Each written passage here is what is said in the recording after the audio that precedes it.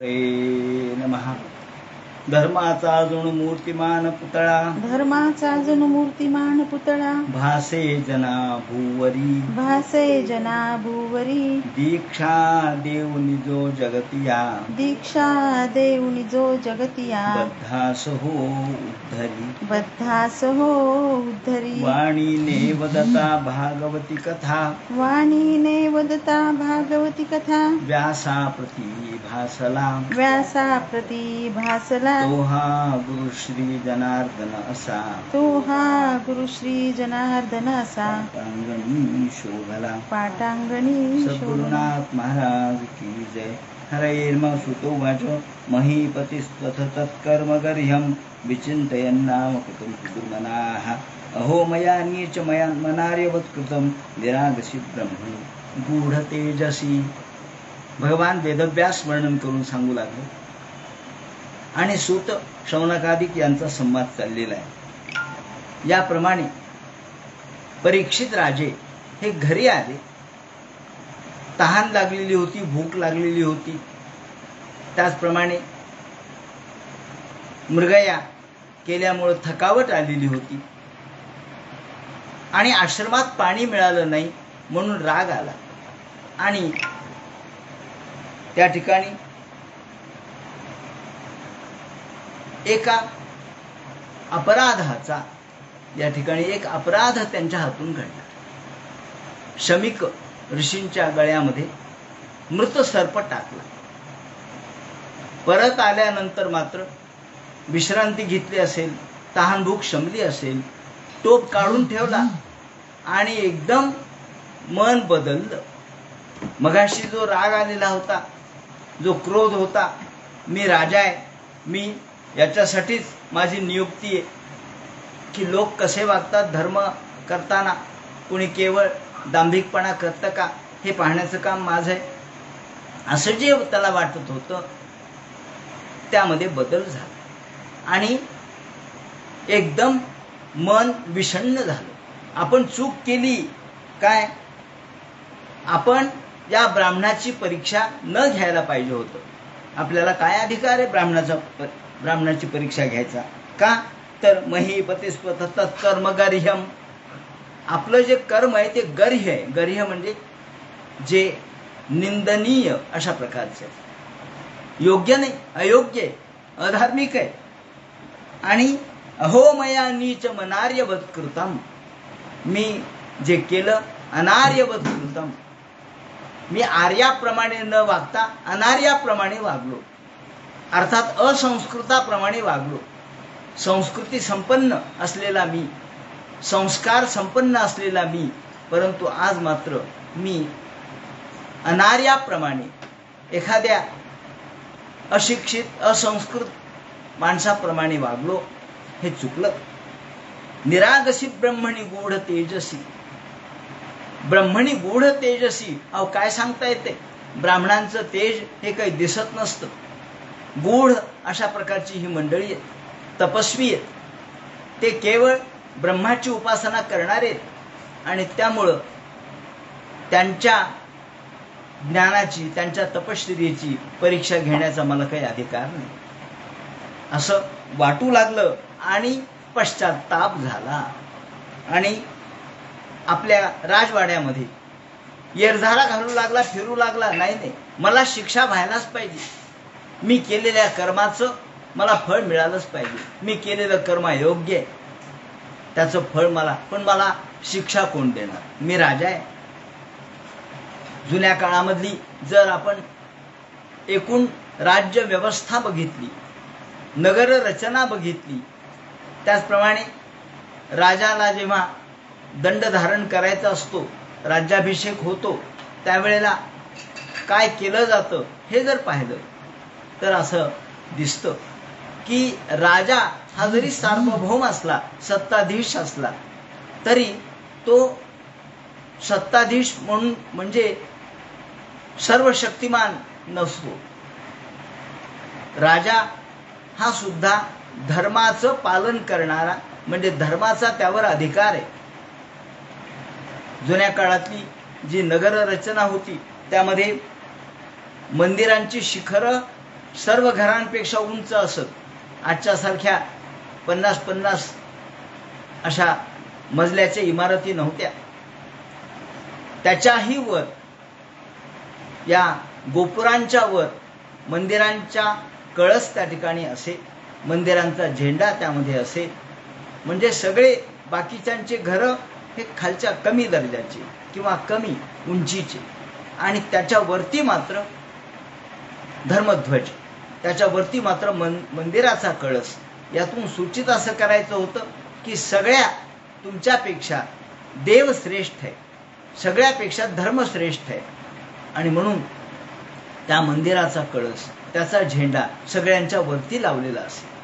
याप्रमाणे आपल्या नगररचनेप्रमाणे जेव्हा राजा हा शपथ ग्रहण करत असे किंवा राजदंड ग्रहण करत असे, त्यावेळेला आजही आपल्याकडे राजदंड असतो. तो जुन्या काळापासून ही प्रथा आहे, राजदंड हातात घ्यायची. तो राजदंड, अभिषेक झाला, राज्याभिषेक झाला म्हणजे तो राजदंड हातामध्ये घेतो आणि हातामध्ये राजदंड घेऊन तो सर्व समाजाला म्हणतो की मी अदंड्य आहे. अदंड्य म्हणजे मी हा सार्वभौम सत्ताधीश आहे, मला कोणी दंड करू शकत नाही. हातामध्ये दंड घेतो आणि अदंड्योस्मी, अदंड्योस्मी, अदंड्योस्मी असं 3 वेळेला म्हणतो. राजदंड हातात घेतला म्हणजे सत्ता हातात घेतली, कायदा हातात घेतला, सगळ्या प्रकारची न्याय व्यवस्था माझ्या हातात आहे म्हणून हातात दंड घेतला. मग कुलगुरू त्या ठिकाणी येत असत आणि कुलगुरू म्हणत असत, धर्मदंड्योसी, धर्मदंड्योसी, धर्मदंड्योसी. तू अदंड्य नाहीयेस, तू कसाही स्वैराचाराने वागू शकत नाहीस, तू धर्माचं प्रतीक आहेस. राजा हा विष्णूचा अंश असतो, पण तो राजा जर अधार्मिकपणाने वागू लागला, आपण बघितलं पुढे येणारच आहे वेनाची कथा. वेन राजा हा म्हणतो की मी विष्णूचा अंश आहे, राजा विष्णूचा अंश असतो, मला वाटते तसे मी वागेन. तेव्हा लोक सांगून बघतात की नाही राजे, तुम्ही वाटेल तसं नाही वागू शकत, तुम्ही स्वैराचाराने नाही वागू शकत. तो ऐकत नाही. तो म्हणतो राजा हा विष्णूचा अंश असतो, माझं तुम्ही ऐका. न दातव्यम न होतव्यम, काही नाही, दान धर्म करू नका, यज्ञयाग करू नका, ब्राह्मण भोजन घालू नका, धर्मकर्म करू नका, मी राजा आहे, मी विष्णू आहे, मला सगळं द्या. आणि मग शेवटी ब्राह्मणांनी त्याला दंड दिलाच, हुंकाराने त्याला दंड दिला. हे आपण बघू 4th स्कंधामध्ये जेव्हा ही वेनाची कथा येईल त्यावेळेला. सांगायचं तात्पर्य असं की राजा हा सुद्धा धर्माचा पालक असतो, धर्माचा संरक्षक असतो. धर्म त्याचा, धर्माची सत्ता राजावर सुद्धा चालते. आणि म्हणून अदंड्योस्मी असं जो तो म्हणतो, तेव्हा कुलगुरू त्याला म्हणतात धर्मदंड्योसी, धर्म तुला दंड करू शकतो. आता राजा या ठिकाणी अपराधी आहे, गुन्हेगार आहे. कोणाचा गुन्हेगार आहे? ब्राह्मणाचा गुन्हेगार आहे, तपस्व्याचा गुन्हेगार आहे. तपस्व्यांनी काहीही केलेलं नसताना अनागसी ब्रह्मणी गूढते. अनागसी म्हणजे निरागस, निरागस म्हणजे निष्पाप. काहीही बिघडवलं नव्हतं त्या गुरुनी, त्या शमिकाने. शमिकाने काय बिघडवलं होतं राजाचं? काहीच नव्हतं. राजाला काय दुःख दिलं? काहीच नाही. फक्त ते समाधी लावून बसले होते, त्यांचा काय दोष आहे त्यांना लक्षातही नाही, त्यांना माहिती नाही राजा आला म्हणून. कारण ही समाधी जेव्हा व्युत्थान अवस्थेत आली तेव्हा त्याला कळालं, तोपर्यंत नाही, तो देहावरच नव्हता. मग राजा आला काय आणि गेला काय त्याला कसं कळेल बरं? म्हणून निरागसी अनागसी शब्द वापरला. तो निरागस होता, निष्पाप होता.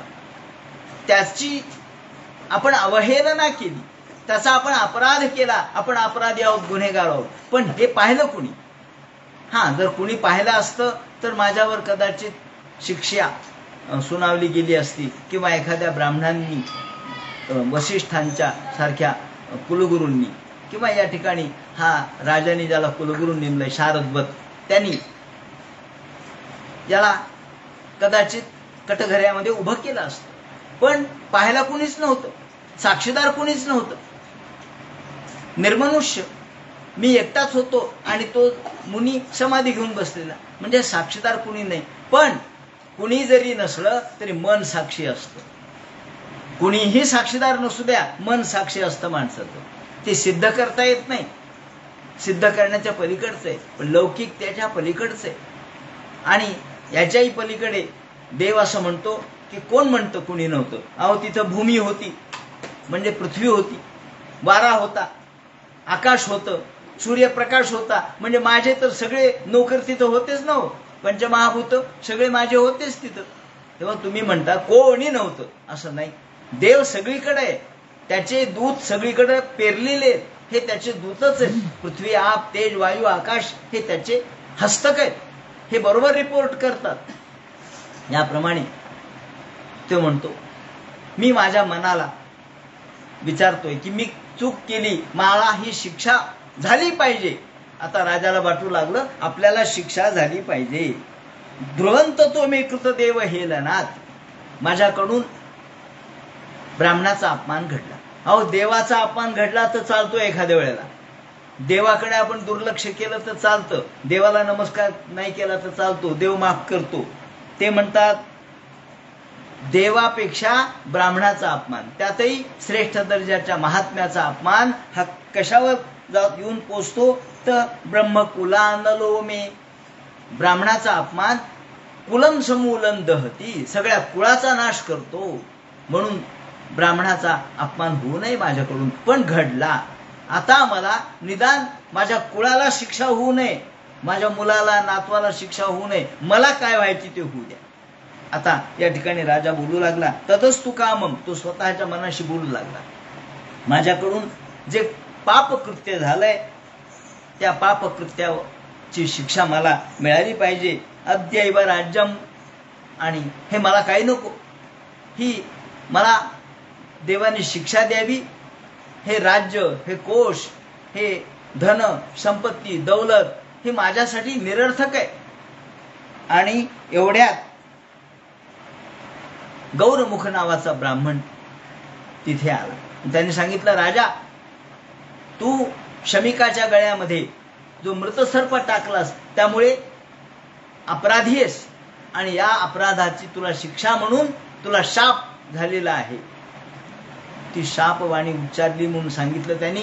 आणि आजच्या 7व्या दिवशी तक्षक सर्प चावून तुझा मृत्यू आहे.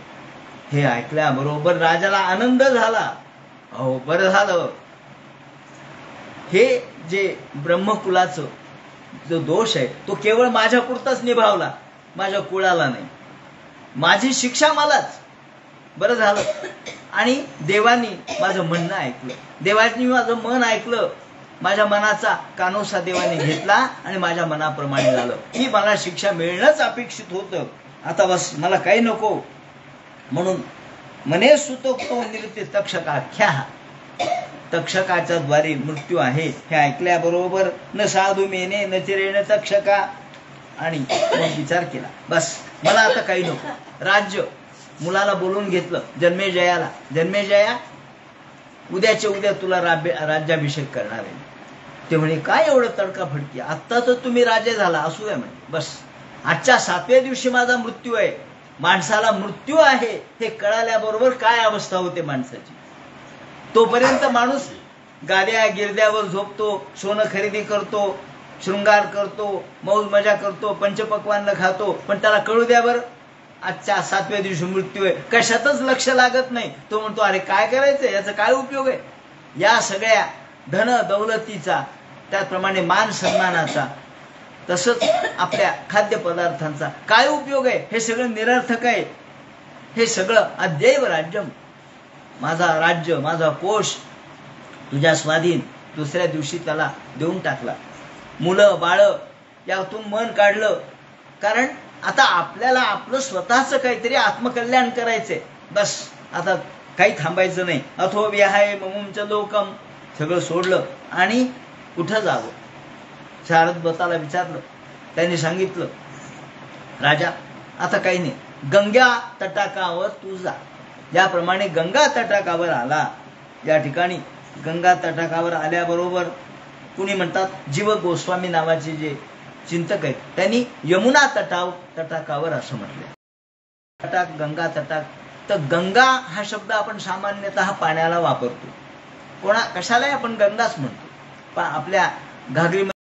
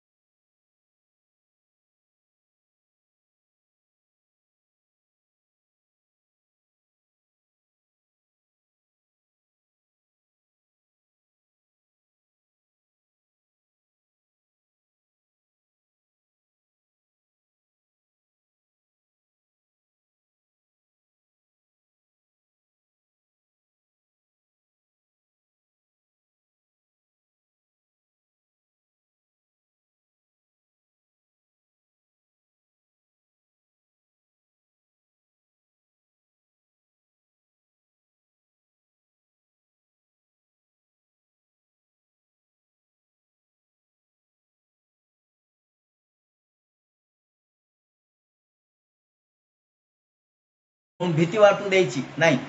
विष्णुपदी भगवंताची सेवा करावी म्हणून तिथे आले. गंगेच्या तटाकावर आल्याबरोबर सगळ्या लोकांना ही वार्ता कळाली. अहो काय, राजांनी राज्य सोडलं, त्याचप्रमाणे आपल्या मुलाला राज्याभिषेक केला आणि गंगा तटाकावर तो आलेला आहे. प्रायोपवेशन, मरणव्रत धारण करून आलेला आहे. मरणापर्यंत आता काही खायचं नाही. आणि ही वार्ता कळाल्याबरोबर चला राजाच्या भेटीला म्हणून लोक येऊ लागले. त्या ठिकाणी कोण कोण आले त्याचं वर्णन केलेलं आहे. आणि महानुभाव मुने असे शिष्या, मोठमोठे मुनी, महामुनी आपल्या शिष्यासह वर्तमान तिथे आले. त्यामध्ये कोण कोण आले याचं वर्णन केलेलं आहे. स्वयं हि तीर्थानी पुनंती संताः. भागवतकार म्हणतात स्वयं हि तीर्थानी पुनंती संताः. अहो संत महात्मे यांच्या पायातच तीर्थ असतं म्हणून आपण त्यांना तीर्थरूप म्हणतो, तीर्थस्वरूप म्हणतो. तीर्थ हे त्यांच्या पायाशीच आहे. त्यांचे पाय लागणे हेच तीर्थत्व आहे. तीर्थी कुर्वंती तीर्थानी. अहो एवढंच कशाला, संत महात्मे तीर्थावर जातात, गंगेवर वगैरे जातात, यमुनेवर जातात. त्या यमुना आणि गंगा, सरस्वती सारख्या नद्यांच्या तिथे जाऊन किंवा त्रिवेणी संगमावर जाऊन ते काय करतात तर तिथलं पाप जे नद्यांचं झालेले ते आपल्याकडे घेतात आणि नदीला शुद्ध करतात. म्हणून तीर्थी कुर्वंती तीर्थानी हे जे संत महात्मे ते तीर्थाला तीर्थत्व देणारे असतात असं म्हटलेलं आहे. म्हणून ते म्हणतात की हे तीर्थाला तीर्थत्व देणारे, ज्यांच्या केवळ आगमनाने आपल्याला तीर्थत्व प्राप्त होतं. जेथे श्रींचे गमन तेथे तीर्थक्षेत्रे वसावी. ज्या ज्या ठिकाणी संत महात्म्यांचं गमन असतं, जाणं असतं, तिथे तीर्थक्षेत्र निर्माण होतं. उगच क्षेत्र निर्माण होत नाही. पंढरपूर हे क्षेत्र का झालं? अहो त्या पुंडलिकामुळे झालं. पुंडलिकाच्या साठी भगवान पांडुरंग तिथे आले म्हणून क्षेत्र निर्माण झालं. म्हणजे पुंडलिक हा महान भागवत भक्त होता, भगवत भक्त होता. तेवढ्याच्या साठी त्या ठिकाणी भगवंताला यावं लागलं म्हणजे तीर्थक्षेत्र निर्माण झालं त्या पुंडलिकाच्या केवळ या सहवासामुळे. असो, याप्रमाणे ते म्हणतात की तीर्थक्षेत्र हे त्यांच्या चरणाशीच असतं. मग कोण कोण आले? प्रायण तीर्थाभी कमापदेशही. प्रत्यक्ष तीर्थरूप असलेले मुनी, महामुनी या ठिकाणी आले. अत्रि वसिष्ठ वन शरद्वार नरिष्ठ नेमिर मृगरंगिराश्च. आता हे कोण कोण आले याचं वर्णन केलेलं आहे. त्या वर्णनामध्ये ज्यांची नावं आपल्याला माहीत आहेत किंवा जे सामान्यतः माहीत आहेत त्यांसंबंधीचं विवरण मी करणार नाही. पण काही काही ऋषींचे नावं किंवा त्यांचं जे काही चरित्र आहे ते माहीत नसतं. ते थोडक्यात सांगावं असा उद्देश आज ठेवलेला आहे. अत्रि आपल्याला माहिती आहेत, दत्तात्रयाचे पिता श्री अत्रि. वसिष्ठ ऋषी, रामाचे जे कुलगुरू होते ते. च्यवन भार्गवाचं वर्णन पुढे नवमस्कंधात येणारच आहे. ज्या च्यवन महर्षीपासून आपल्याला च्यवनप्राश हा आपल्याला बल निर्माण करणारा एक चांगल्या पद्धतीचं औषध तयार झालं, ते च्यवन महर्षी सुकन्या आख्यानामध्ये येणार आहे नवमस्कंधात. अंगिरा हे अंगिरस कुळातले क्रमांक 1चे पराशर व्यासांचे वडील, किती मोठमोठे लोक आले याचं वर्णन केलेलं आहे. गाधिज म्हणजे विश्वामित्र, शरद्वान हे देखील अंगिरस कुलातले. शरद्वान वेगळे आणि शारद्वत वेगळे. ज्या शारद्वताला यांनी आपल्या कुलगुरू नेमलेलं आहे ते शारद्वत, कृपाचार्य, त्याला शारद्वत म्हणतात. आणि शरद्वान हे वेगळे, हे अंगिरस कुलामधले 24वे वंशज आहेत.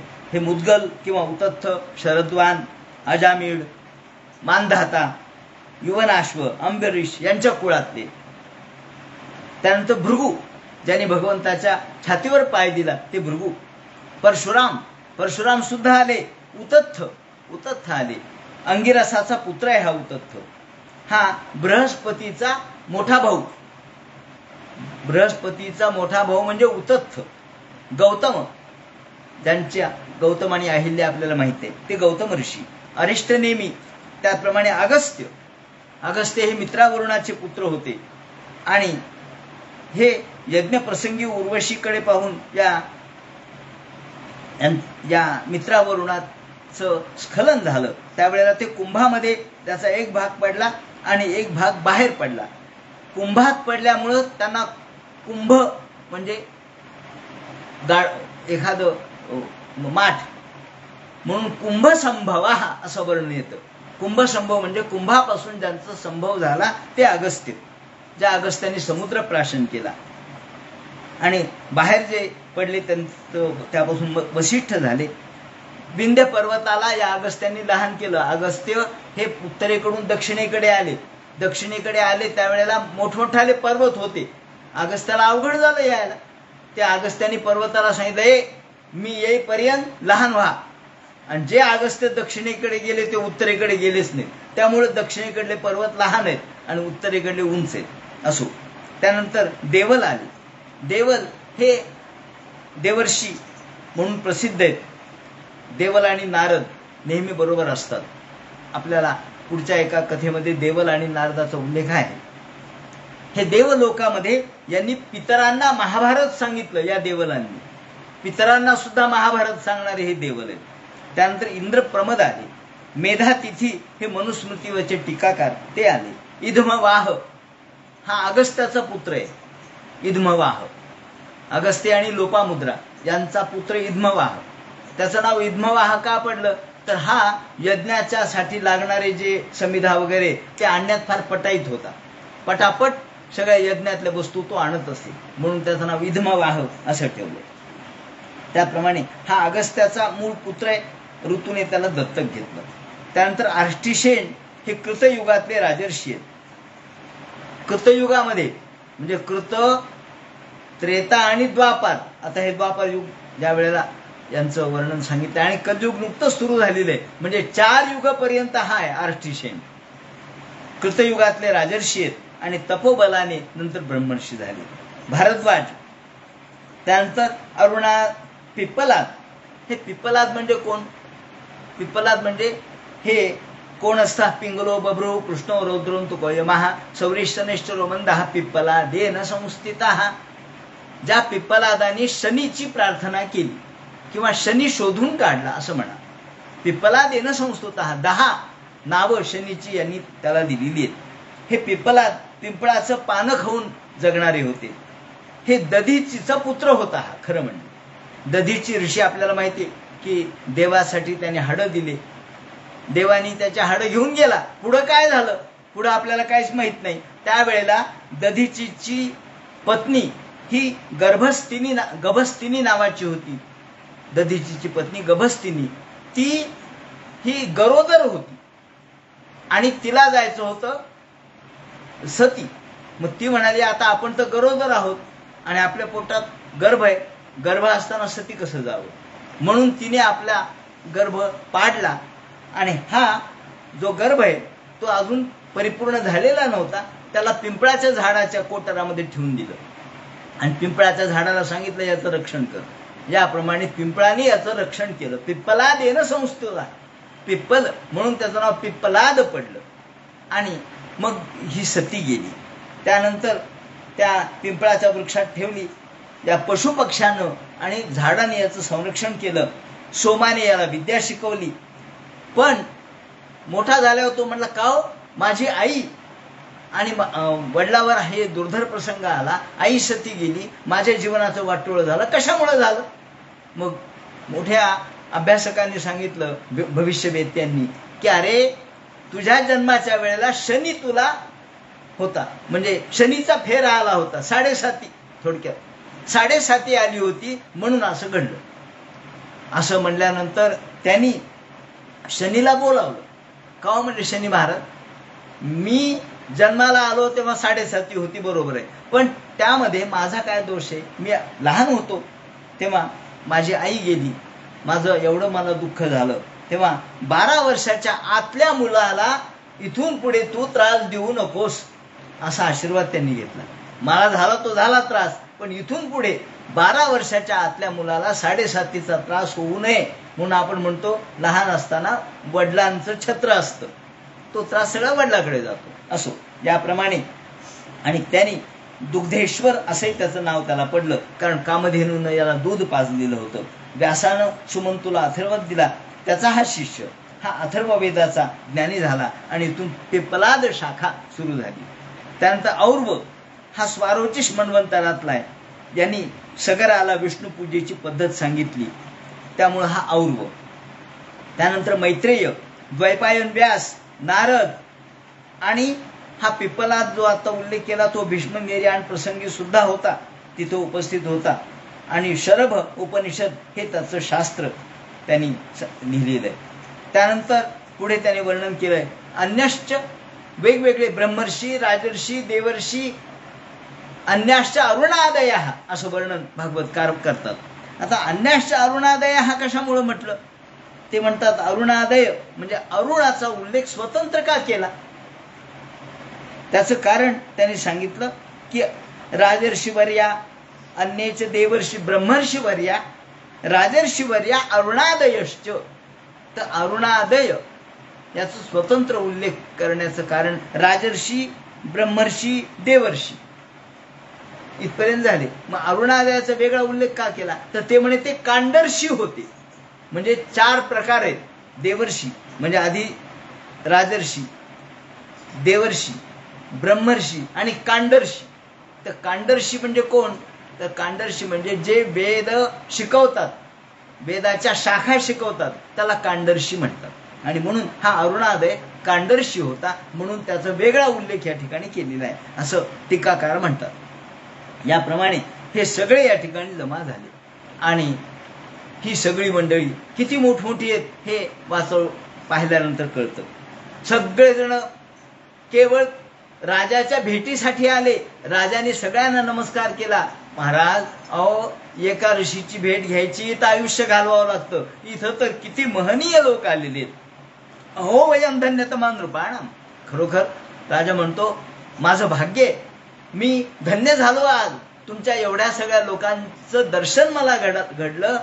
एका वेळेला सगळ्या तीर्थांचं दर्शन घडावं अशी स्थिती आहे. एका वेळेला भारतवर्षातल्या सगळ्या तीर्थांचं दर्शन घडावं. महत्तमा अनुग्रहणीयशीला.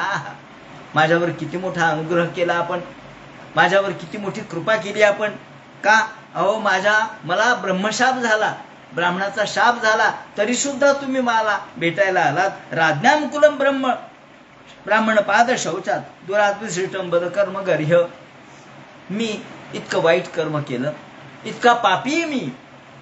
तुम्हाला खरं म्हणजे एकाही ऋषीचं दर्शन मला होऊ शकत नाही, इतका पापी आहे. पण एवढी सगळी मंडळी मला भेटायला आली आहेत, मला दर्शन द्यायला आली आहेत. खरोखर मी धन्य झालो. व्यासक्त चित्तस्य ग्रहेश्व भीक्षणम. या ठिकाणी निर्वेद मूलोद्विजशाप रूपा. महाराज मला सांगा मी काय उपाय करू? मी आता आजच्या 7व्या दिवशी माझा मृत्यू ठरलेला आहे.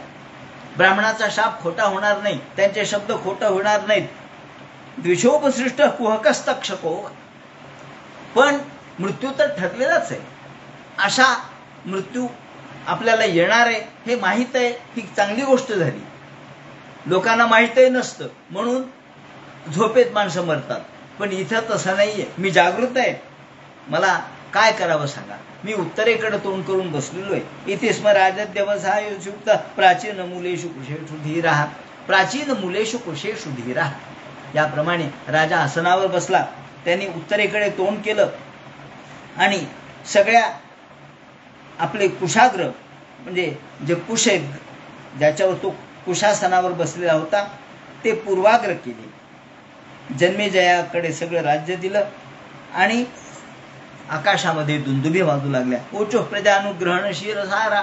आकाशामध्ये सगळे देव जमा झाले. त्यांनी गंधर्वादिक देवांनी स्तुती गायला सुरुवात केली.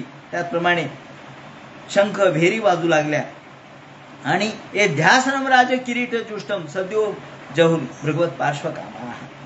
महाराज मला सांगा, मी काय केलं म्हणजे मी मुक्त होईल?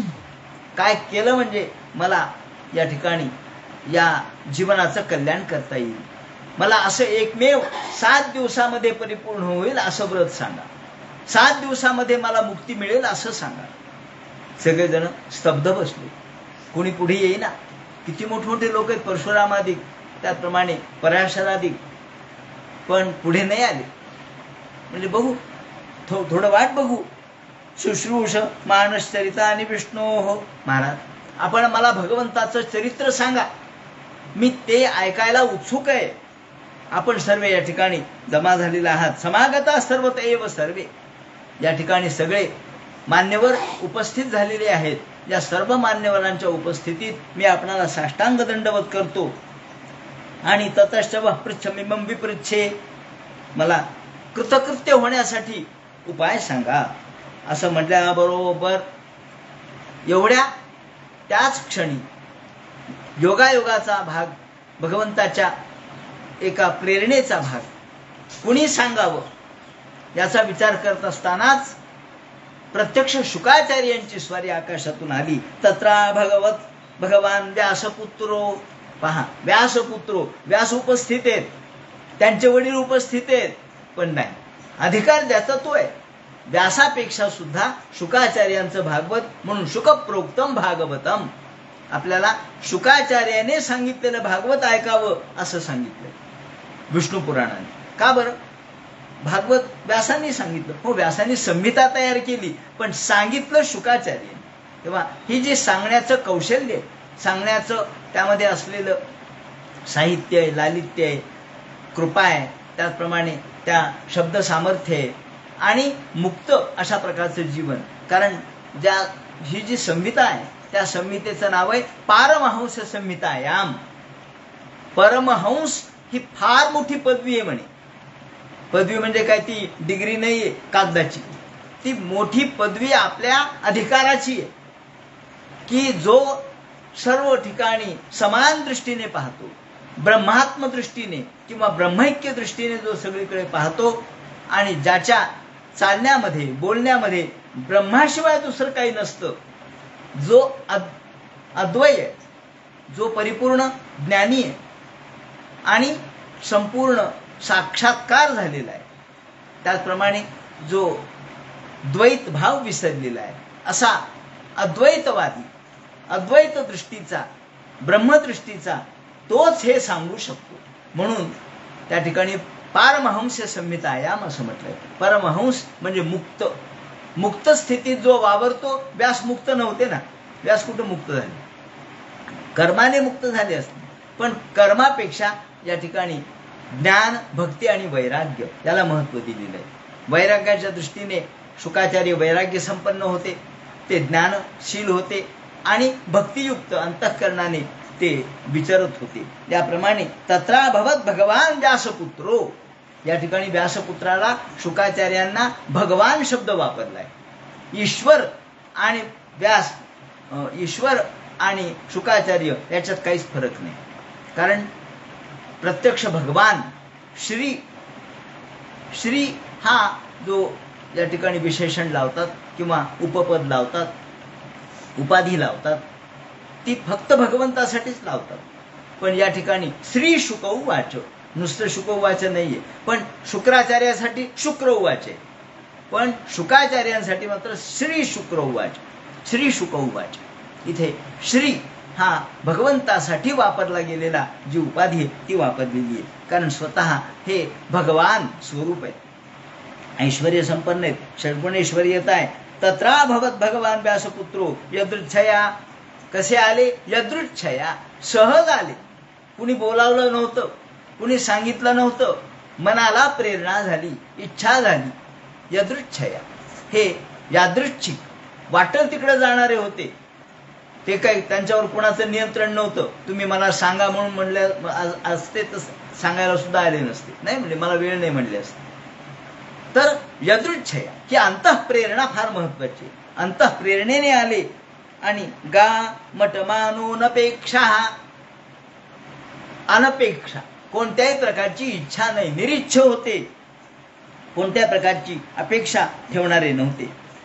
म्हणजे यातून हे सांगायचंय त्यांना, भागवत सांगणारा असा असावा की ज्यांनी काहीही अपेक्षा ठेवता कामा नये, निरपेक्ष असावा, सापेक्ष असू नये.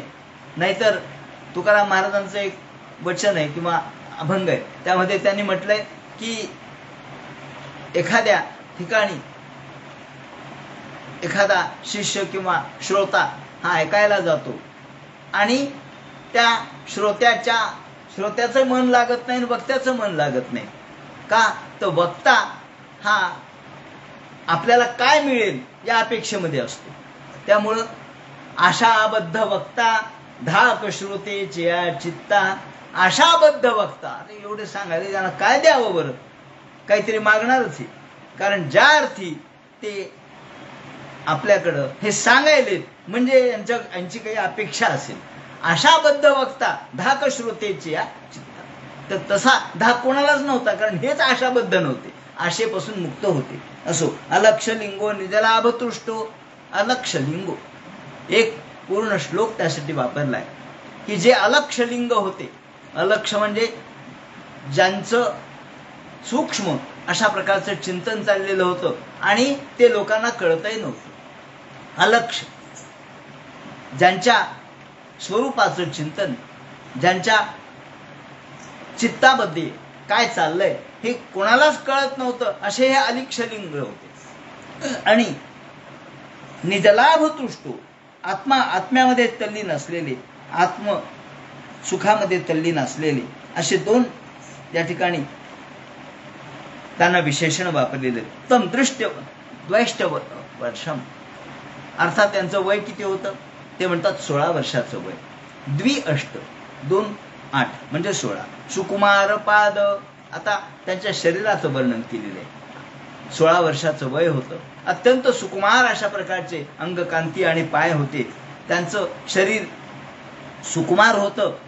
करोरुबावस कपोल गात्रम, सगळ्या त्यांचे एकूण शरीराची ठेवण सांगितली आहे. अत्यंत नाजूक अशा प्रकारचं शरीर असलेले, सुकुमार पावलं असलेले, हात आजानुबाहू, गुडघ्यापर्यंत लांब, कारण गुडघ्यापर्यंत ज्याचे लांब बाहू असतात तो ईश्वरच असतो.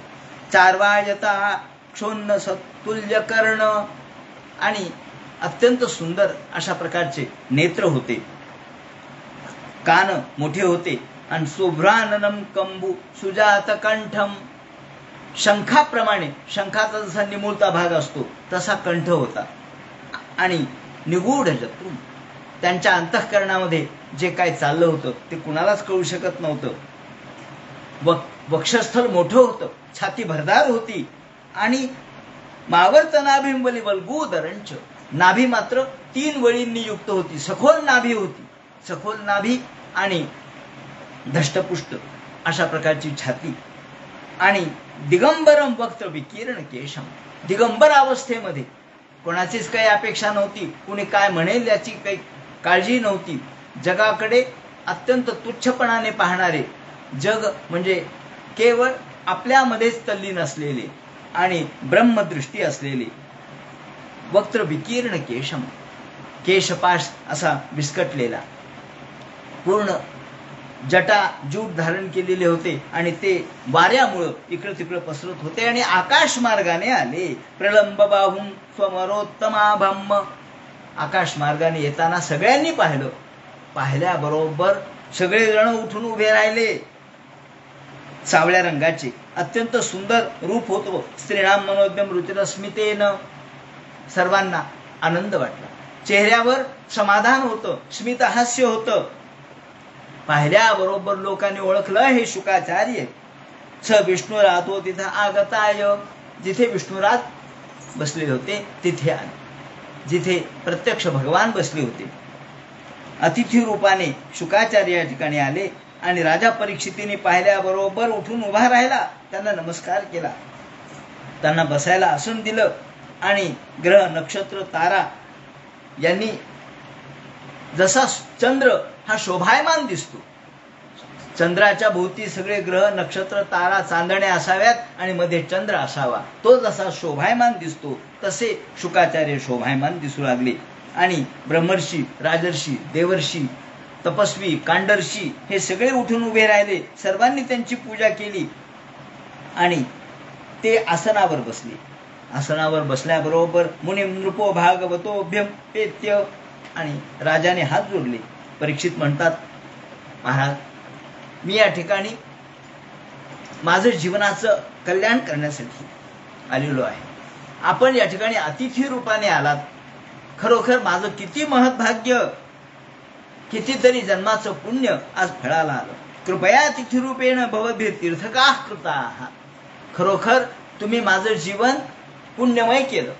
तुम्ही आलात आणि माझं जीवन पावन झालं. आपण म्हणतो ना, जीवन पावन झालं, पवित्र झालं. का? आज तीर्थामध्ये असलेलं तीर्थत्व जे सर्व तीर्थामध्ये आहे ते आपल्यामध्ये, आणि म्हणून तुम्ही मला खरोखर पावन केलं, पवित्र केलं. अहो, ज्याच्या नुसत्या स्मरणाने, शुकाचार्य यांच्या स्मरणाने घर शुद्ध होतं असं म्हणतात. म्हणजे ज्यांच्या स्मरणाने, उच्चाराने सुद्धा घराला शुद्धता प्राप्त होते, घर पवित्र होतं. येषाम संस्मरणात पुंसाम सद्य शुद्ध्यंती वैग्रहाः. तेव्हा अशा शुकाचार्यांच्या सारख्यांचं आज मला दर्शन घडलं, त्यांचं पादप्रक्षालन करायला मिळालं. यापेक्षा मोठं महत्भाग्य कोणतं असेल? सान्निध्यात ते महायोगीन, त्यांचं सान्निध्य आज मिळालं. माझं अनेक जन्माचं तप आज फळाला आलं. सद्यो नश्यति वै पुंसाम विष्णोरिव सुरेतराः. याप्रमाणे आणि माझे सगळे पातक नष्ट झाले. आता पातक राहू शकत नाही. अग्नी एकदा लागला म्हणजे गवताची काडी राहत नसते, गवताची काडी जळूनच जाणार. अहो, अग्नीच पेटलाय. तसा तुमच्यासारखे महान योगी, तपस्वी, ज्ञानी या ठिकाणी आलेत. माझा पापाचा अंश कसा शिल्लक राहिलो नाही. सद्यो नश्यति वै पुंसाम, क्षणात नष्ट होतो. आणि हे आचार्य महाराज नितराम म्रियमाणानाम. आता म्रियमाण म्हणजे मरायला टेकलेला, किंबहुना आता ज्याचा मृत्यू अगदी समीप आलेला आहे, त्या माणसाने काय करावं ते मला सांगा. संसिद्धीस वनीयसः. त्याला मुक्त व्हायची इच्छा आहे, त्यांनी काय करावं मला सांगा. आणि अतः पृच्छामि संसिद्धिं योगिनां परमं गुरुं. यासाठी मी तुम्हाला नमस्कार करतो. यत् श्रोतव्यमव्यथो जप्तम यत् कर्तव्यं प्रभो. काय करावं, जप कोणता करावा, तप कोणतं करावं, साधन कोणतं करावं, कोणत्या साधनाने मी मुक्त होईल हे मला सांगा. नूनं भगवतो ब्रह्मन् ग्रहेषु गृहमी दिनाम न लक्ष्यते ह्यवस्थानमपि गोदोहनं क्वचित. महाराज, आपण गोदोहनं क्वचित. गोदोहन म्हणजे गायीची धार. गायीची धार काढायला जेवढा वेळ लागतो, साधारणतः शास्त्रकारांनी सांगितलंय 6 मिनिटाचा काळ.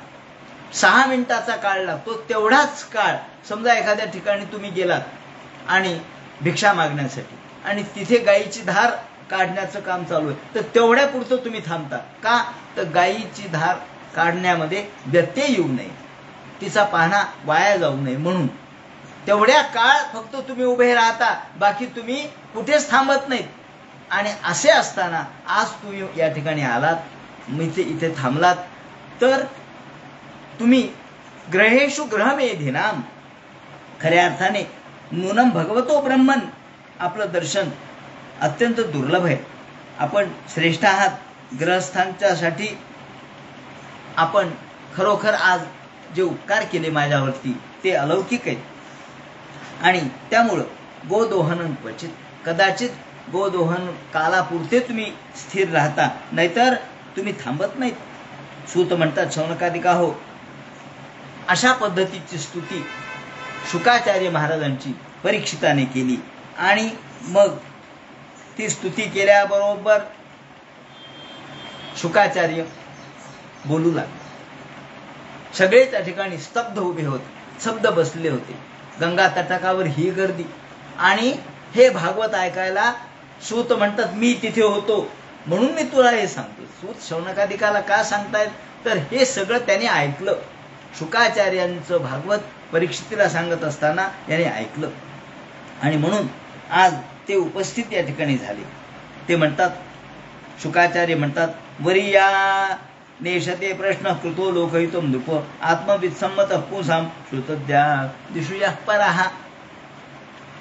शुकाचार्य बोलू लागले, राजा, तू जो प्रश्न विचारलास तो प्रश्न केवळ व्यक्तिगत नाहीये. तो प्रश्न बरं झालं तू विचारलास, लोकहितम नृप. भागवतामध्ये सगळीकडे आपल्याला दिसेल की लोक कल्याणाचाच विचार केलेला आहे. जनकल्याणाचा, लोककल्याणाचा, समाज कल्याणाचाच विचार केलेला आहे.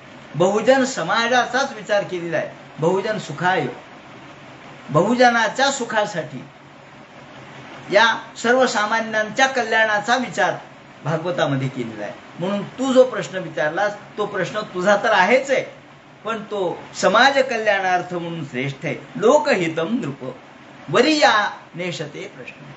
तू जो प्रश्न विचारला तो फार चांगला आहे, श्रेष्ठ आहे, वरच्या दर्जाचा आहे. का, तर ज्यामुळे लोकांचं कल्याणच होणार आहे. आणि म्हणून आत्मवित्सम्मत पुंसाम, जे लोक हे ऐकतील, श्रोतज्ञ जे ऐकतील आणि सांगतील, ते नक्कीच त्यांचं कल्याणच होणार आहे. असा प्रश्न तू विचारलास. श्रोतद्येनी राजेंद्र नृणाम संते सहस्रशः.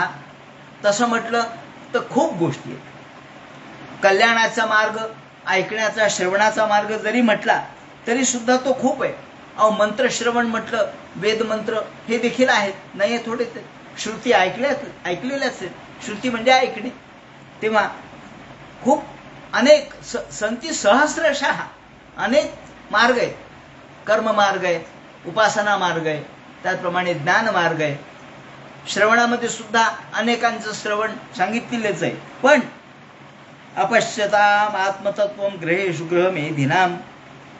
पण ग्रहेषु ग्रहमेधिनाम, जो संसारासक्त माणूस आहे, जो संसारात राहतोय, संसारामध्ये ज्याचं चित्त आहे, त्यांनी कशाची उपासना करावी हा प्रश्न आहे. जो संसारात अडकलेला आहे, अशा संसारामध्ये प्रपंचनिष्ठ, प्रपंचामध्ये अडकलेला जो प्रपंचासक्त आहे, ग्रहेषु ग्रहमेधिनाम. ग्रहमेधी शब्द यासाठी वापरतात की जो ग्रहमेधी आहे, जो ग्रहस्थ आहे, संसाराची त्यावर जबाबदारी आहे, प्रपंचाची जबाबदारी त्याच्यावर आहे आणि त्याला परमार्थही करायचा आहे.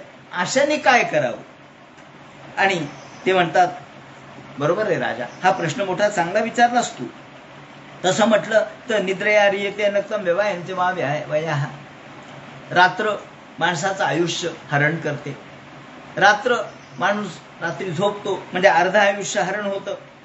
दिवसा अर्ध आयुष्य इतर कामामध्ये हरण होतं. कुटुंब भरणे नवा, केवळ कौटुंबिक क्रियेमध्ये, पैसा मिळवण्यामध्ये, जेवण खाण्यामध्ये दिवस जातो आणि रात्र झोपेत जाते.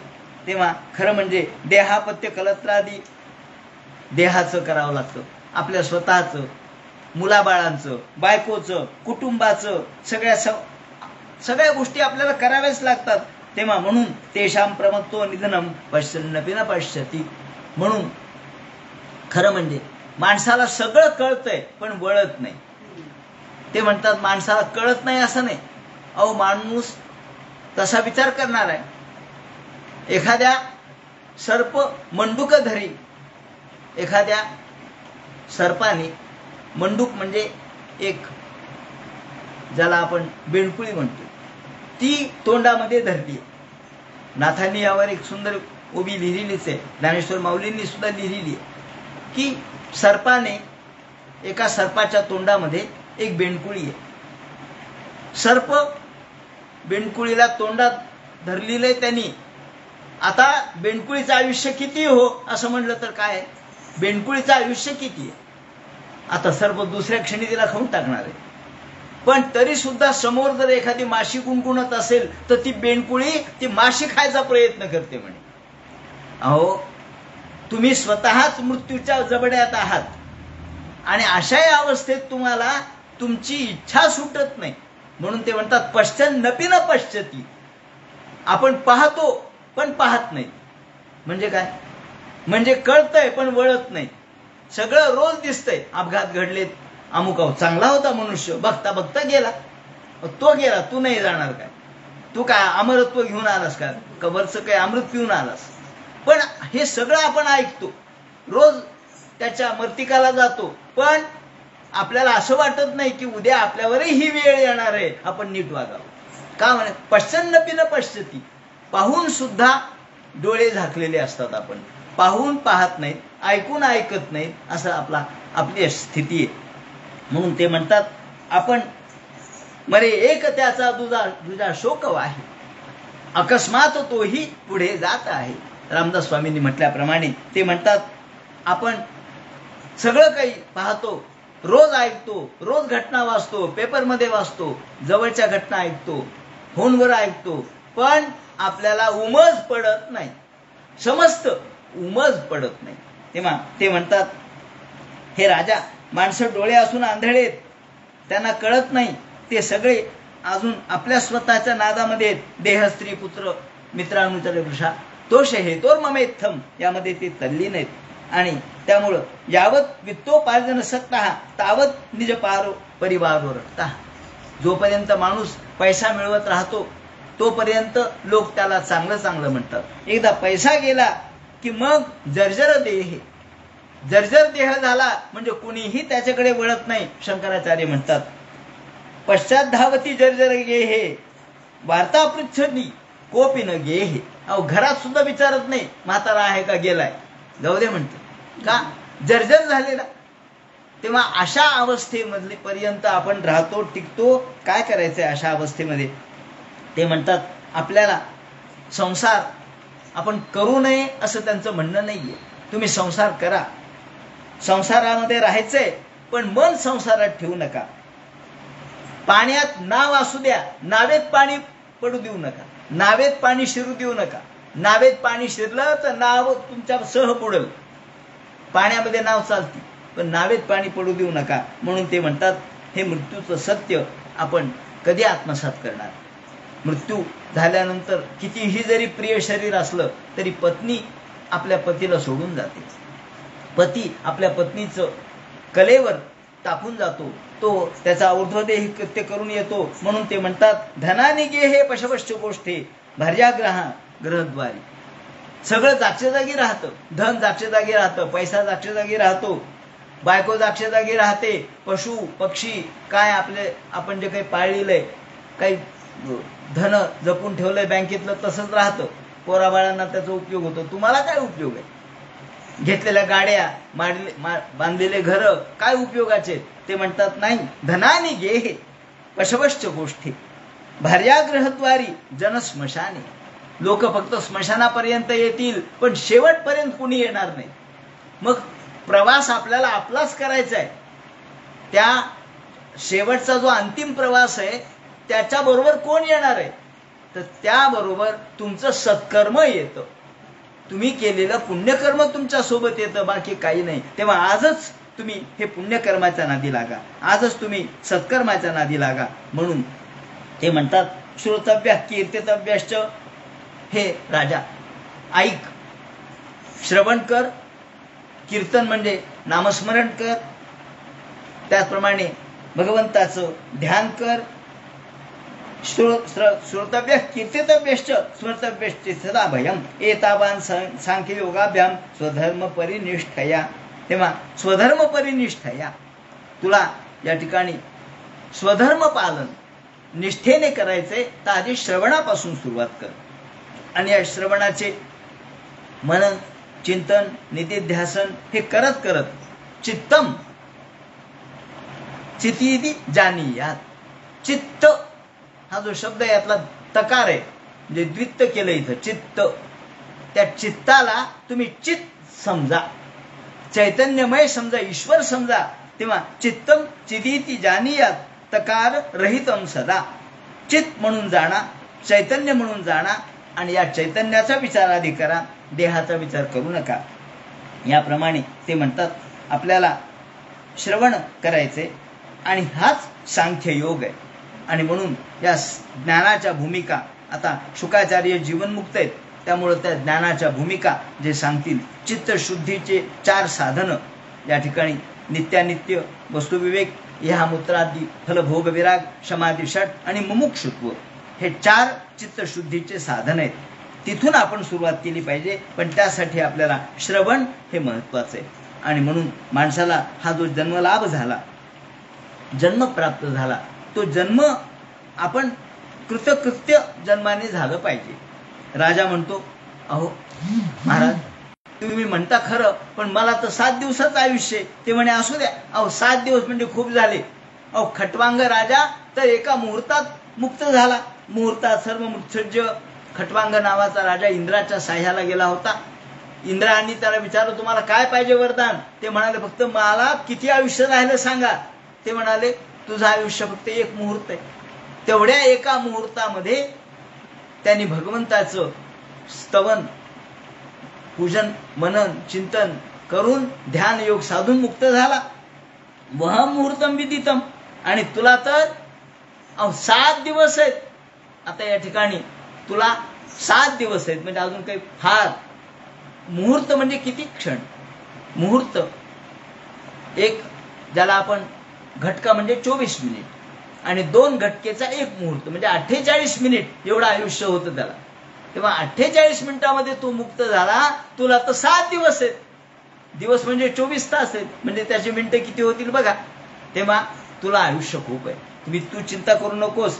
नेहमी माणसाला दुसऱ्याचं उदाहरण द्यावं लागतं म्हणजे आपण किती सुखी आहेत ते आपल्याला कळतं. असो याप्रमाणे जन्मलाभ परमपुंसाम म्हणते नारायण स्मृती. जन्माने आल्यानंतर अंत समय ज्याला भगवंताचं स्मरण होतं तो मुक्त होतो. त्यामुळे हे राजा मी द्वापार युगामध्ये माझ्या वडिलांकडून जे ज्ञान मी ऐकलं भागवत रूपाने ते मी तुला सांगणार आहे. अधीतवान द्वापरादो पितृद्वैपायनादहम. माझे पिता द्वैपायन व्यास यांच्याकडून जे ऐकलं ते मी तुला सांगणार आहे. आणि म्हणून आता हे ऐकण्यासाठी काय काय मनाची तयारी करायची, शरीराची तयारी कशी करायची, यमनियम प्राणायाम या संबंधीचं विवरण आणि जे व्यापक स्वरूपाचे जे दर्शन विराट अशा प्रकारचं स्वरूप ते जे वर्णन करतील आणि स्थूल भगवंताच्या स्वरूपाचं वर्णन करतील तो सगळा उद्याच्या चिंतनात सांगण्यात येईल. हरे नमः. कुंडली गौरदेव विठ्ठल सीताकांत स्मरण जय जय राम. पार्वतीपते हर हर महादेव.